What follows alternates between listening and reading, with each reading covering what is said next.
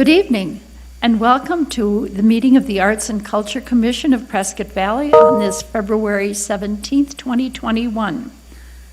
Mary Lou, would you call the roll, please? I will. Vice Chair Nancy Smith. Present. Secretary Andy Sinclair. Here. Commissioner Barbara Bayless. Present.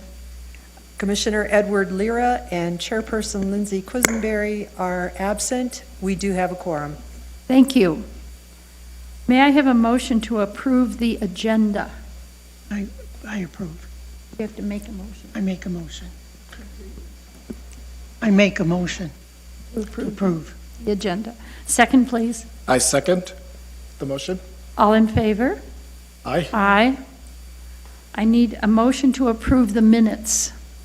I make a motion to approve the minutes of the January 13th, 2021 work-study meeting and the January 20th, 2021 regular meeting minutes. Second?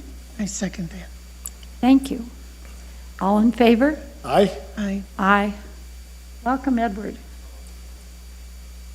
Now present with us. Lindsay, do you have some announcements for us? Yes, hi. All right, so we'd like to kick it off by introducing some new staff members for the Community Services Department. Sorry, I'm blanking. We formed a new department. It's still very new. And we have two new staff members. Only one of them's here with us tonight. The other couldn't make it, but she's also very excited to be on board and helping out with arts and culture. So we have Anthony Durham here, and I'll let him come up and introduce himself, but he's our new special events coordinator for the town. And obviously he'll be working with you all quite a bit on growing events, anything having to do with performing arts and things like that. He'll still be involved on the event side of things. So we're super happy to have him. He worked for the town before he came on as the special events coordinator in an HR position, but I'll let him introduce himself. Anthony?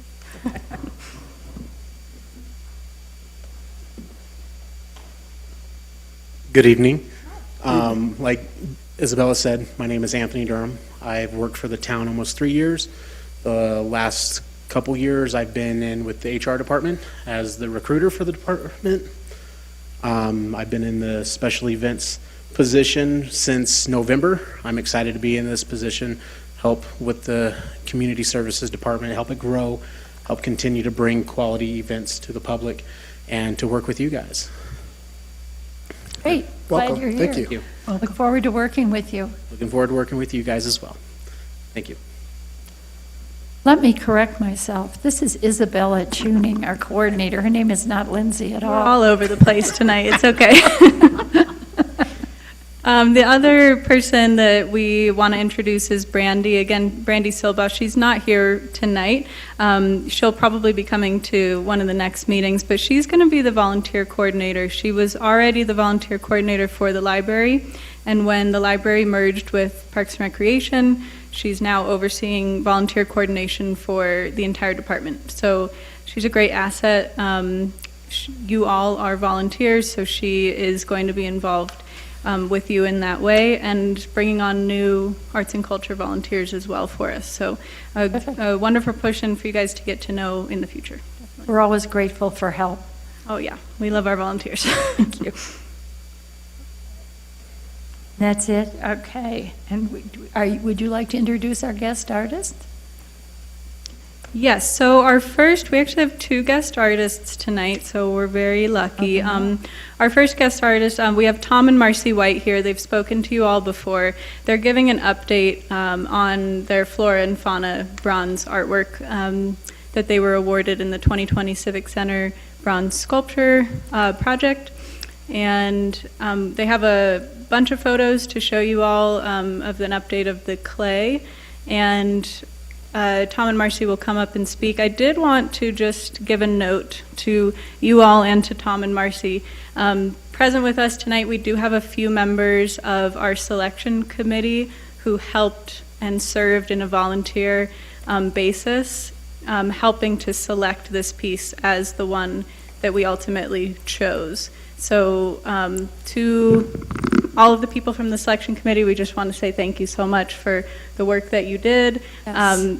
Just volunteering your time and giving your input really helped the entire community and put us in the right direction for this project. So We're very grateful. we are, yes. Great project. So we'd love to get an update from Tom and Marcy. Come on down.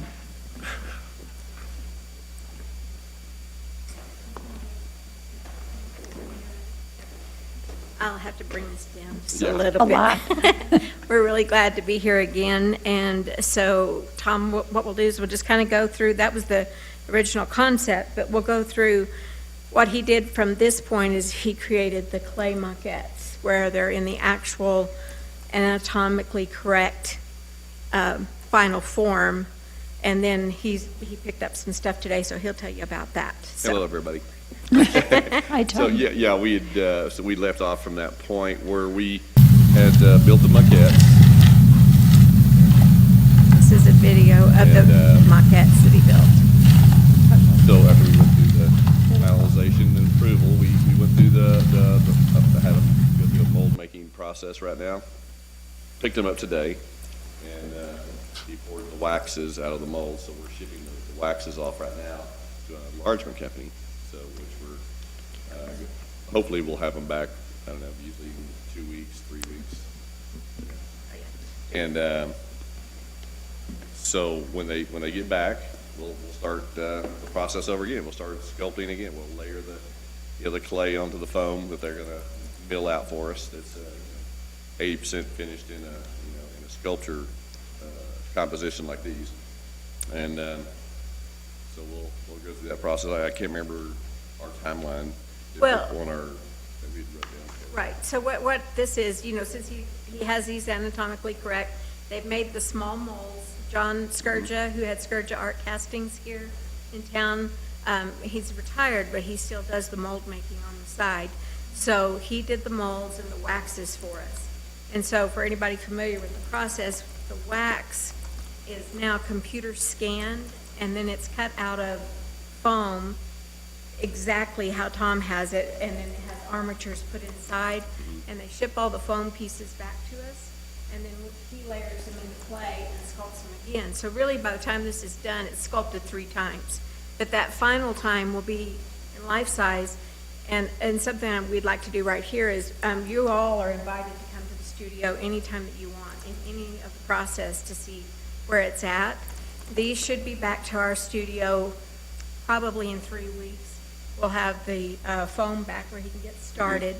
So as we're doing this, before it goes off to the foundry, we'd love to make an open invitation for you to come out and see what he's doing if you want to, and just see the process and then see the final pieces, which we'll have Isabella or whoever wants to give the final approval in life size regardless. Before we send anything to the foundry, we want it 100% approved.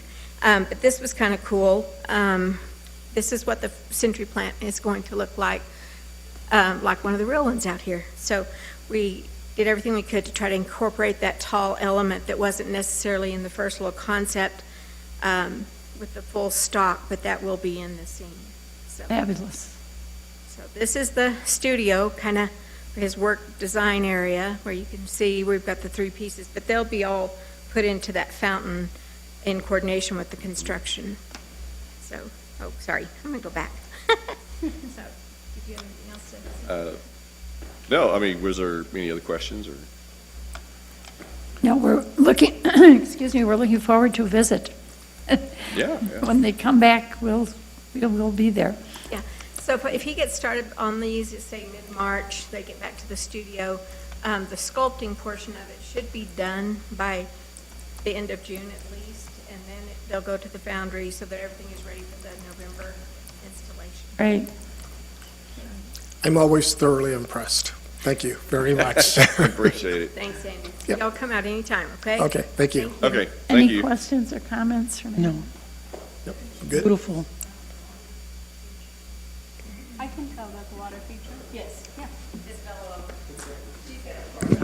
Yes, so Laura Lee Miss Lorley and I asked about the water feature, and that's the water feature and the site construction elements. I'll go back so you can see the overall design here. So the fountain feature and the site construction of the entire retention wall is going to be done by the town, and we have begun plans for that site construction. Currently, the corner that this piece will sit on is a retention basin. So the first step is working with our engineering department to figure out how to get that water that normally fills that retention basin channeled in an appropriate way underground. So that's what we're working on right now. And then to answer your question about the fountain, we actually have some amazing craftspeople who are on staff with us who have done many pools, fountains, all those things in the past. So we will be producing most of this in-house, which is fantastic, and that way we're going to have total control over the design. So we will be working with Tom and Marcy to make sure that it just suits their vision and is appropriate for the sculptural elements that they're providing. And if you can see where the rocks are on the left side, that's where the water will begin and kind of trickle down into a very shallow pool. And then we are going to have a recirc pump that's just going to pump the water through. Of course, there's going to be a few months out of the year where we won't have water so that it doesn't ice over and cause any issues. But we're going to make sure that the design is appropriate, that even if there were no water, that it would still look nice and be suitable. So we're excited about that as well. Wonderful. Thank you. I'd like to introduce Jamie, please. Yeah, so our next, thank you Tom and Marcy, by the way, and our next guest artist tonight is the artist who is currently exhibiting in the public library right now. So she has a wonderful show, filled the entire library with her work. This is a picture, just an example of what she does, but she's put together a video that really shows the process of her work and the final product. So we're really excited to show this video for you, and then she's here to answer questions after the video as well.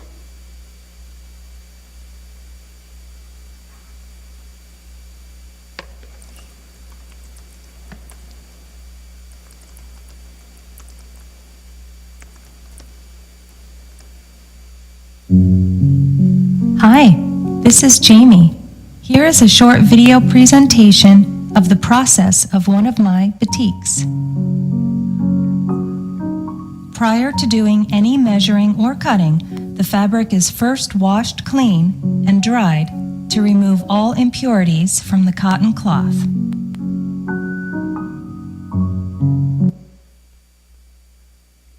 We're getting this figured out. We'll start it over in 1 second.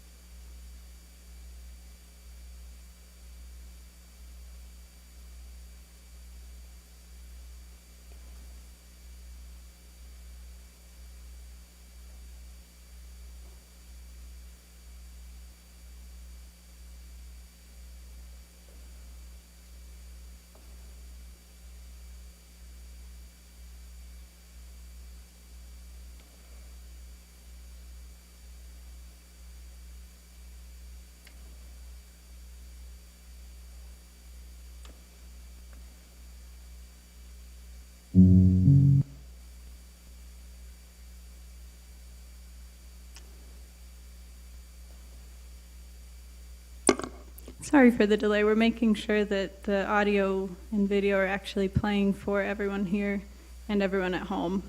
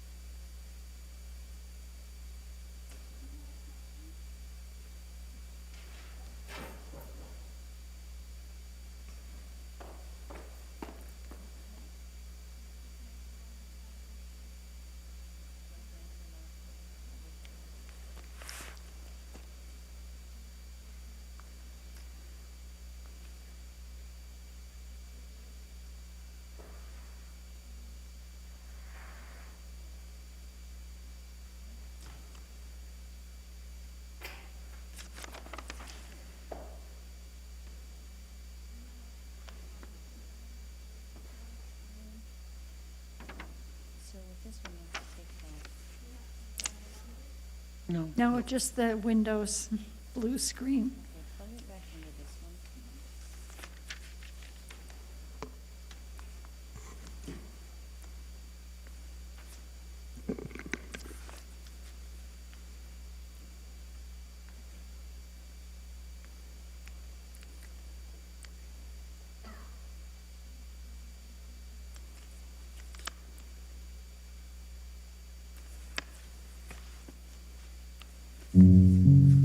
Hi, this is Jamie.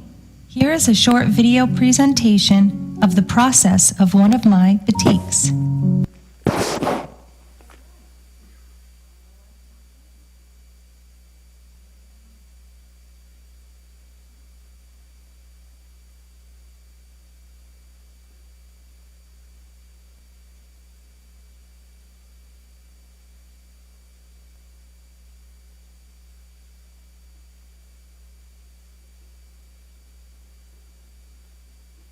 Anybody know how to tap dance?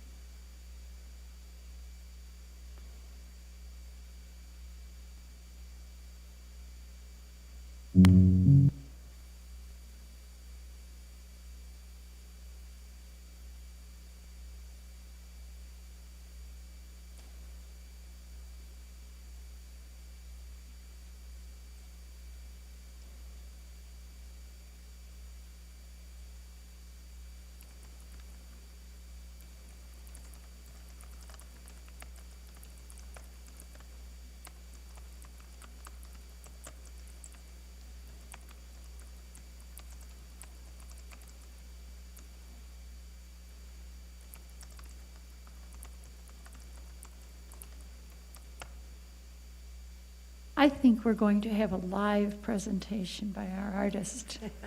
Okay, so our artist spent a lot of time putting this video together, and it's playing on our computer here, but it's not playing on the large monitor for everyone to see, even though it did earlier. So I want to apologize to Jamie, and she is being very kind to speak to you all about her pieces on the fly. So I'm going to go back to the slideshow just to show your name on the screen and things like that. But we do have one of Jamie's pieces here that she's going to speak about. That's what the video was about, was this piece and the production of it. So Okay. thank you, Jamie.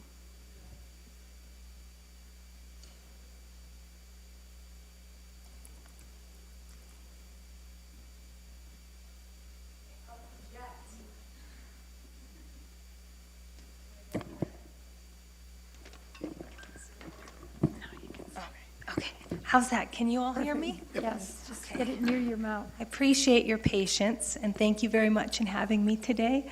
My name is Jamie Schaub, and I am an artist. I do batik, fabric painting, and I also paint murals, watercolors, and I work with oils and those mediums, but mostly my specialization's in batik, fabric, textile arts. And I'll be speaking a little bit about how I created this particular piece today.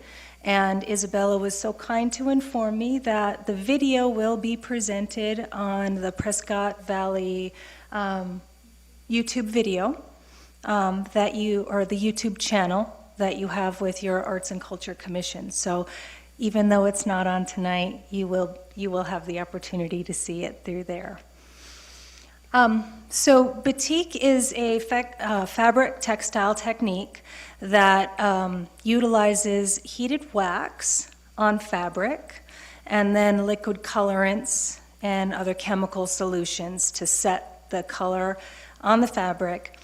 The wax method is very strategic to batik as a controlled way to add a resist. Or in another term, it's a way of saying that you're blocking out. So, like if any of you are familiar with watercolor painting, there's something called gutta, that's like a thick paste that you put on the paper. And when you add that when you put that on the paper, then your color does not go onto those areas. And it's a very similar way with batik, except you're on fabric instead of paper. So they're both fiber arts. And the starting with all batiks is selecting a fabric, and cotton, muslin, 100% cotton is my preferred method. Also utilized is silks. Certain rayons are also utilized.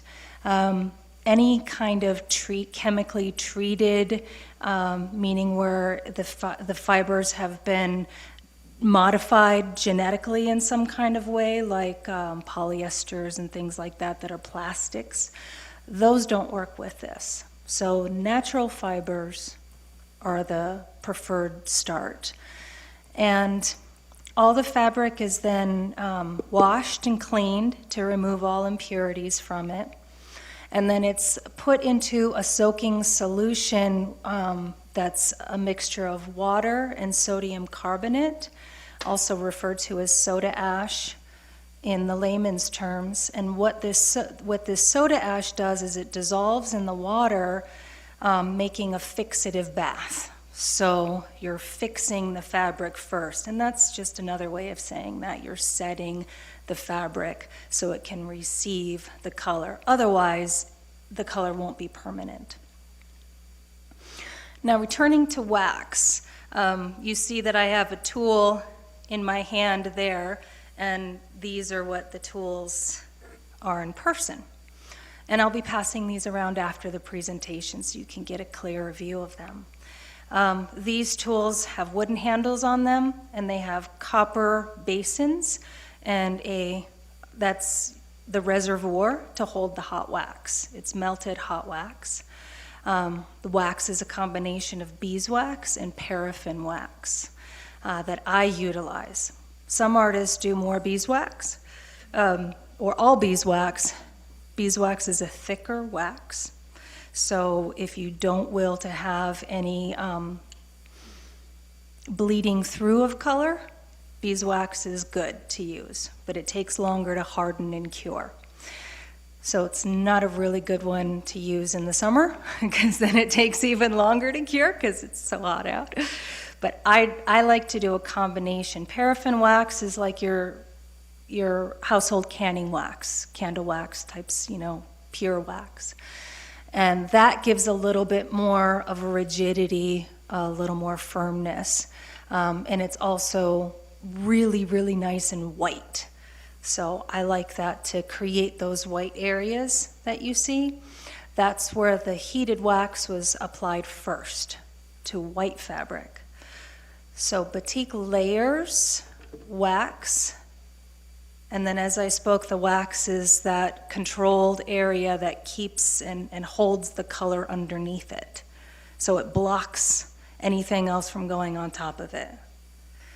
So white is the first layer, and then as I paint, that's where you get the different layers of shading, is where I've outlined white, painted in those outline areas, and then once the paint, well, I won't call it paint, it's a liquid colorant, it's a powder pigment that I use mixed with water and a few other chemicals to really set the permanent onto the fabric. And then when the color is dry, then more wax can be applied to give a thickness, but also you can add more colors on top of it. So not only with batik can you paint on in between your lines and spaces, getting a beautiful shading watercolor effect, but you can also layer it on and get totally different techniques. So using the wax on top of color, color on top of that, more wax on top of that, that's how you can get really bold, distinct designs. There's a little bit in the upper fish that you can see a little bit more, where I've done a little layering with a lighter color underneath, and then you paint the darker color on top of that.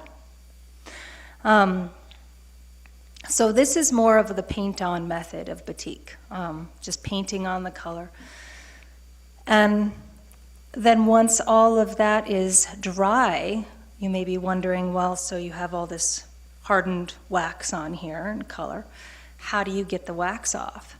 Well, prior to removing the wax, because the color is so strong, it has to be rinsed. So it's already been fixed, but it has to be, the whole piece has to be rinsed first. And why is because any of that excess on there needs to rinse away and wash off.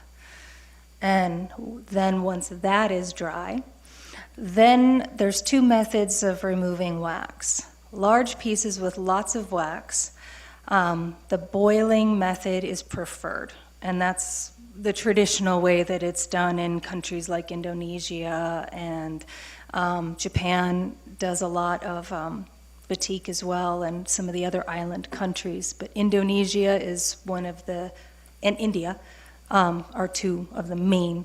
And what they'll do, and what I do, is on a small scale, I'll boil water in a large sauce pot. And then I add a little bit of detergent to that, just dishwasher detergent. And that acts as an emulsifier. The detergent is an emulsifier to make sure that the wax doesn't stick back onto the fabric when I put it in the boiling hot water. So safety gear, submerging into the boiling hot water, and then all the wax melts and basically sticks to the sides of the pot. And then I remove the fabric and it is dried, and that's the finished of what it is.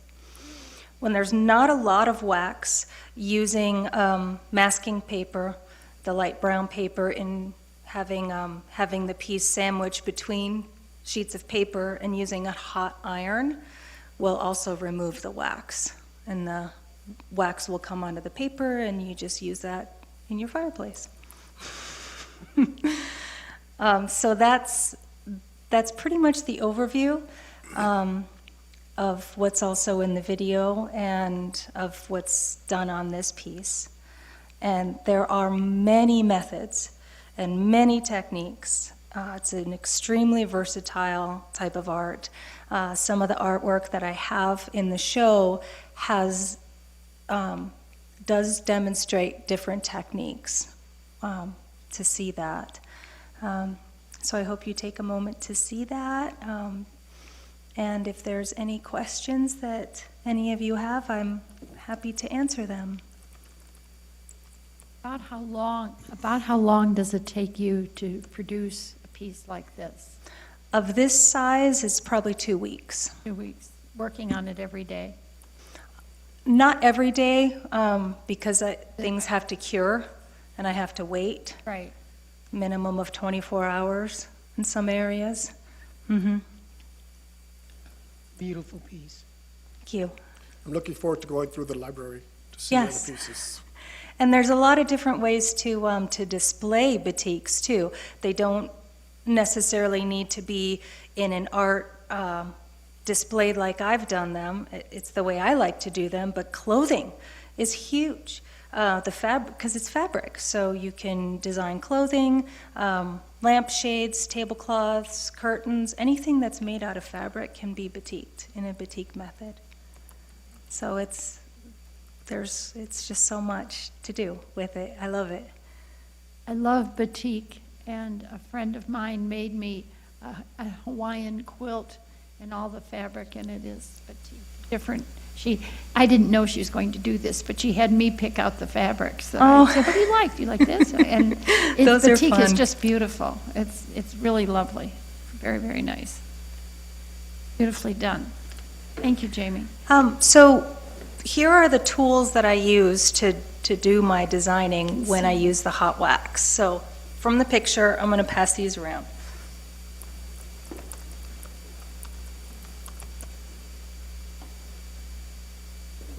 Either or.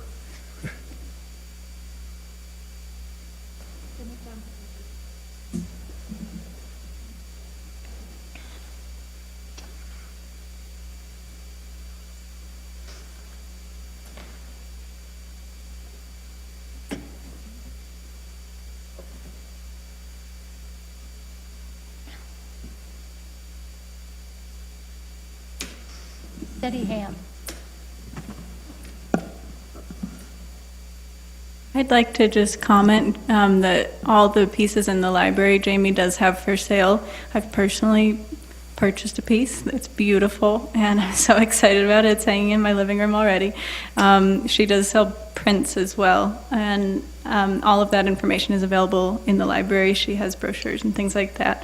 I'm just giving you a plug because I'm Thank a you, big Isabella. fan of your work personally. Thank you. And thank you for doing your presentation live. I know you had this all in the video, and I'm so sorry that didn't work out, but you did a beautiful job with your presentation. So. Thank You you. told the story very well. We'll look forward to seeing the video when available. I'm good? Thank you, Jamie, Thank you very much. Good, yeah.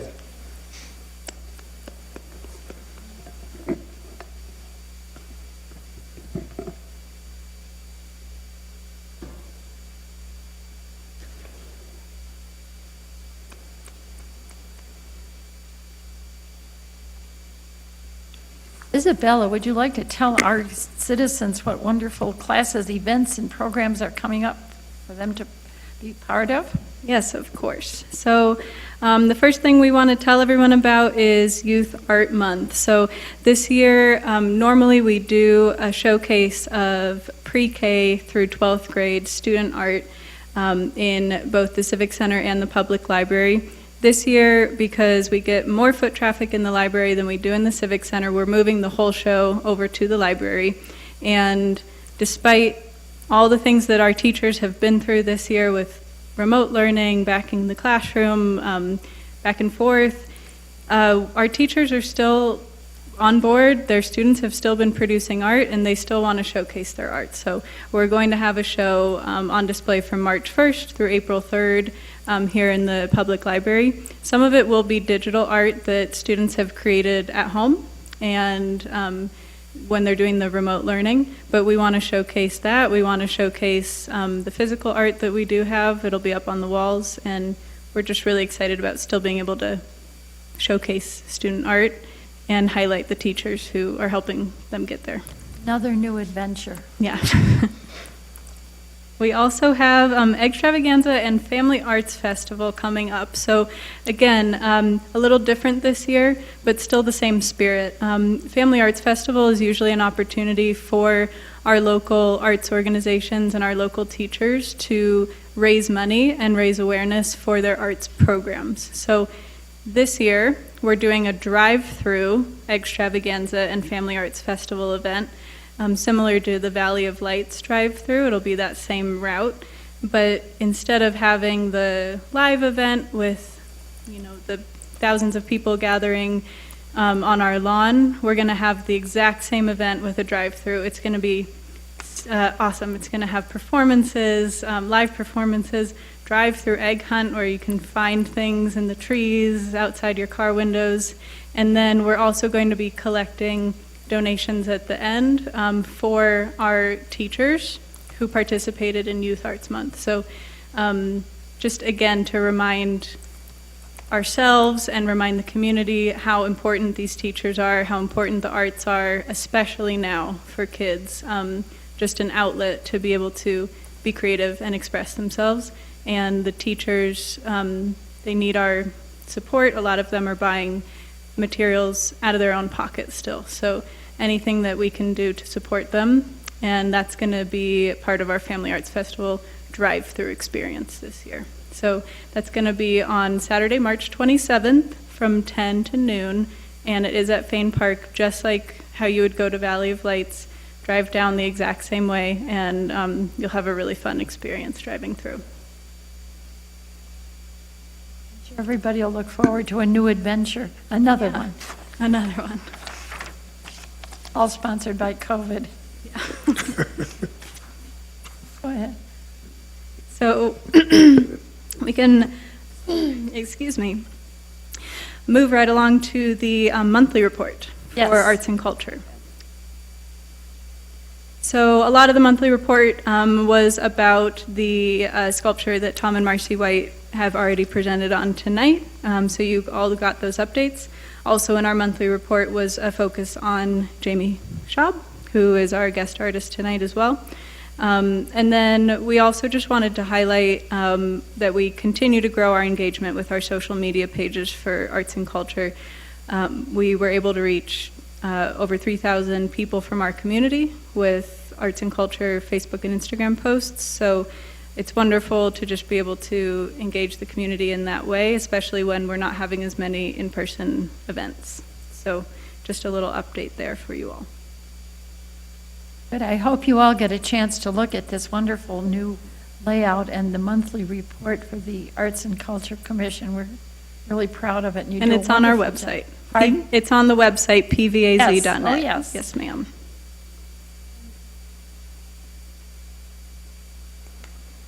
Is there anyone here in our group that would like to speak to the commission or has something to show or say to us? If not, moving on, our next meeting will be our work-study meeting on March 10th, 2021 in Conference Room 330 at 5:30 in the afternoon.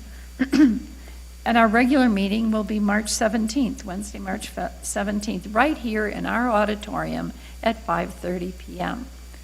We thank you all for coming. We thank you all for listening. This meeting is adjourned. Thank you. Thank you.